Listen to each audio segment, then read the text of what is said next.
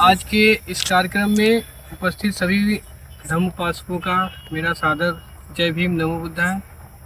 साथियों, आज 6 दिसंबर आज के ही दिन बाबा साहब डॉक्टर बी आर अम्बेडकर अपने जीवन में संघर्ष करते हुए अपने पिछड़े समाज को, दलित समाज को स्वतंत्रता, आज़ादी और अधिकार दिलाते हुए अपने जीवन को बलिदान किए थे। निर्वाण बाबा साहब का निरर्थक न जाए, ये हम लोगों के ऊपर एक दायित्व है। बाबा साहब डॉक्टर भीमराव अम्बेडकर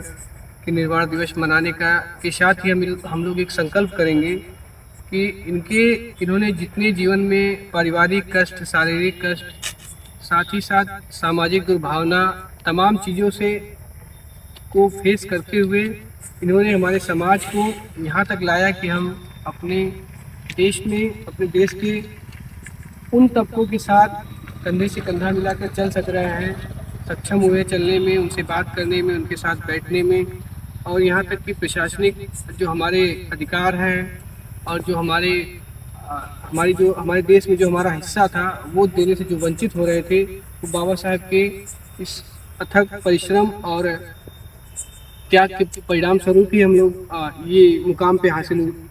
मुकाम पे हम लोग पहुँचे हैं। साथियों, मैं अपनी बात ज़्यादा नहीं आप लोगों के सामने रखूँगा। 2-3 मुख्य बिंदुओं पे मैं बात करूँगा कि जैसे डॉक्टर बाबा साहब भीमराव अम्बेडकर को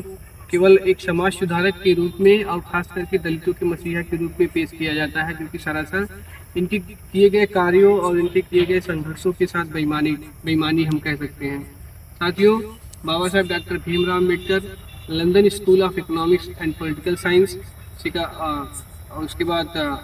कोलंबिया यूनिवर्सिटी में पढ़े हुए और डॉक्टरेट किए हुए इकोनॉमिक्स में पहले भारतीय विद्वान थे। और शिकागो विश्वविद्यालय आज भी अपने 300 वर्षों के इतिहास में ये मानता है कि डॉक्टर भीमराव अम्बेडकर हमारे यहाँ के सर्वश्रेष्ठ विद्यार्थियों में से एक विद्यार्थी थे। तो हम ये कहना चाह रहे हैं कि जो विदेशों में इनके ज्ञान की, इनके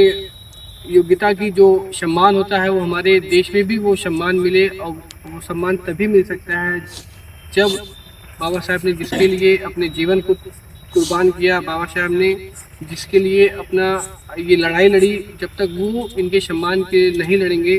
तब तक हम बाबा साहब डॉक्टर भीमराव अम्बेडकर की को तब तक हम सच्ची श्रद्धांजलि अर्पित नहीं कहेंगे, नहीं माना जाएगा मेरे हिसाब से। साथियों, एक बिंदु और है जो इस पर मैं बात करना चाहूँगा। डॉक्टर बी आर अम्बेडकर इतने बड़े दूरदर्शी थे।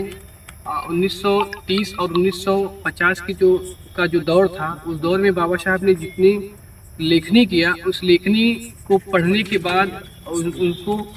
कार्य रूप में परिणित करने के बाद अगर देखा जाए तो भारत की जो तमाम लोकतांत्रिक संस्थाएं हैं, पावर ग्रिड है, जल प्रबंधन है, और उसके बाद रिजर्व बैंक है, और तमाम ऐसी संस्थाएं गिनाई जा सकती हैं जो बाबा साहब के सिद्धांतों पे और इनके किए गए कार्यों की बदौलत आज भारत सरकार और जो हमारी प्रशासनिक व्यवस्थाएं उनके सिद्धांतों के आधार पर टिकी हुई हैं।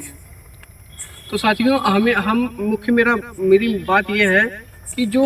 इनको हमेशा सीमित किया जाता है कि दलितों के नेता है। दलितों के नेता नहीं, पूरे भारत के नेता है। और हम तो ये कहेंगे कि दुनिया के तमाम विद्वानों में से बाबा साहब एक श्रेष्ठ विद्वान है। ऐसे व्यक्तियों का जन्म जो है